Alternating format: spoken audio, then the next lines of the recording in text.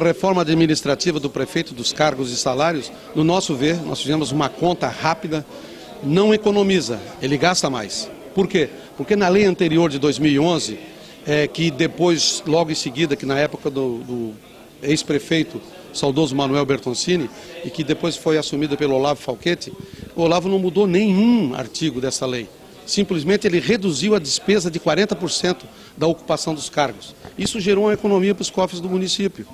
E agora o Executivo apresenta uma proposta a maior do que essa praticada durante os 4 anos pelo governo anterior, o governo Olavo Falquete. Então, no nosso ver, ele não está economizando, porque se efetivamente ele quer economizar, ele tem que amoldar a sua gestão, a sua equipe de trabalho em cima efetivamente da economia. E ele não fez isso. O projeto 8º, que foi votado aqui no dia de hoje, que diz respeito à migração de seletista para estatutário, o regime único, ele tem algumas pessoas aposentadas que trabalham na prefeitura. E pelo regime seletistas ele tem amparo legal.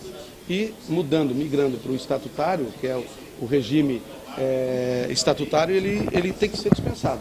Então nós pedimos, a lei trazia aí 12 meses, nós pedimos 18 meses, e mais do que isso, eles teriam que voltar para a sua origem quando foram aposentados. Então o professor teria que voltar para a sala de aula, que estava trabalhando no administrativo, se ele tivesse que retornar nesses 18 meses, teria que retornar para a sala de aula. Então a gente fez aí algumas emendas, proporcionamos, em função do quê? Para minimizar, né, esse impacto que está sendo criado aí no meio do servidor público.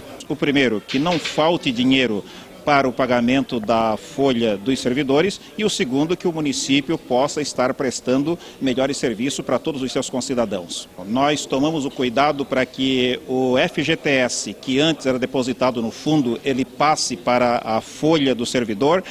E como o reajuste da poupança é maior do que o FGTS, o servidor, nesse caso, acaba lucrando. Aconteceu uma coisa ainda mais interessante, que servidores que noutra época já tinham migrado e não tinham levado esse percentual de FGTS, não foi neste governo, mas este governo está resgatando, está pagando, até para não criar duas tabelas diferenciadas. Por outro lado, havia um pedido muito forte de que se mantivesse aqueles aposentados CLT que gostariam de ficar trabalhando. O governo primeiro negociou 6 meses de permanência, depois 1 ano e depois 18 meses. Ou seja, aqueles que migrarem para o regime estatutário e que já estão aposentados ou que estão em processo de aposentadoria, eles têm ainda 18 meses para buscar um outro trabalho, uma outra ocupação ou coisa parecida.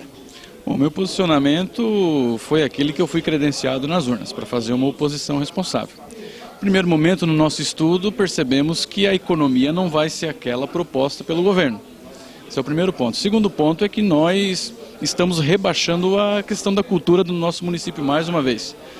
Foi criada a Fundação de Esporte e, infelizmente, poderíamos ter aproveitado a oportunidade de criar a Fundação de Cultura e dar uma vida ao nosso Museu Willy Zublick, que já é uma estrutura ideal para isso. E não aconteceu, infelizmente, né? Nós queríamos que se retirasse os cargos de assessor e se mantesse a estrutura de cultura sem onerar nada, pois o orçamento existe. Infelizmente perdemos, né? Esse projeto foi aprovado. E no segundo quesito aí é a questão do regime, né? Foi uma questão muito forte, prematura, vai gerar muito processo judicial, isso vai comprometer a nossa prefeitura pelos próximos mandatos dos próximos prefeitos. Eu penso assim, que nós poderíamos até ter um regime especial, mas isso teria que ser amadurecido junto ao servidor, ser conversado, construído, audiência com eles, né, para que os dois lados construíssem uma relação e um acordo entre as partes.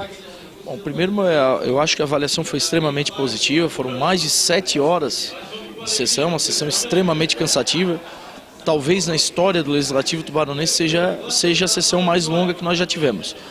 Mas fico contente porque a nossa preocupação desde o início é que eu já tinha conhecimento que seriam projetos onde teriam clamor popular, teriam movimentações populares no dia da sessão.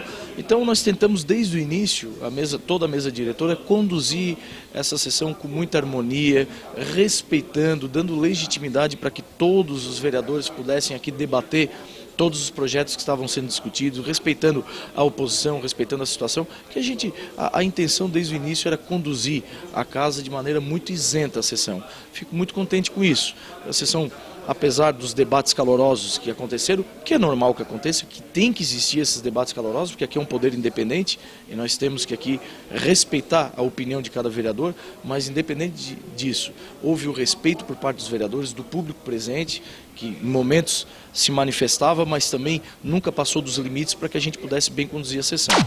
O foco do observatório foram o projeto A Lei Complementar 01, que era propriamente a reforma administrativa, com redução de cargos comissionados dentro da Prefeitura, e também o projeto 02, a Lei Ordinária 02, que é aquele que tratava do não reajustamento do salário do prefeito. Então esses foram os dois principais focos do observatório. Então o que a gente precisa agora ficar de olho, que não sejam providos, que não sejam nomeados todos esses 141 cargos previstos da reforma administrativa.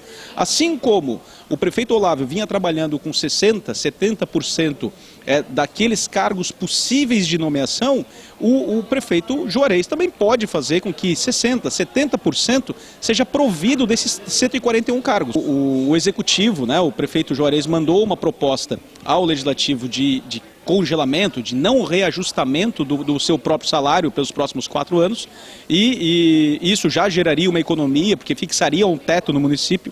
Mas agora, aqui na Câmara, o vereador Douglas propôs também esse não reajustamento a todos os agentes políticos, que são vice-prefeito, além do prefeito, vice-prefeito, secretário e os próprios vereadores. Então, nenhum desses cargos de agente político sofrerão reajuste nos próximos 4 anos. Isso é muito importante porque gera uma economia substancial para os cofres do município.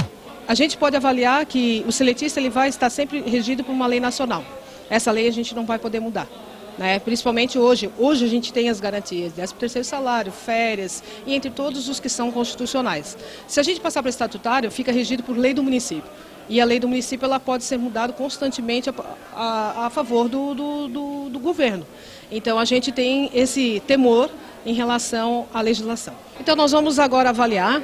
Vamos fazer uma análise jurídica, não só com a nossa assessoria jurídica do sindicato, mas também com a federação, confederação, e o que a gente pode entrar juridicamente, se for o caso, e avaliar e acompanhar todos os passos que serão dados daqui para frente.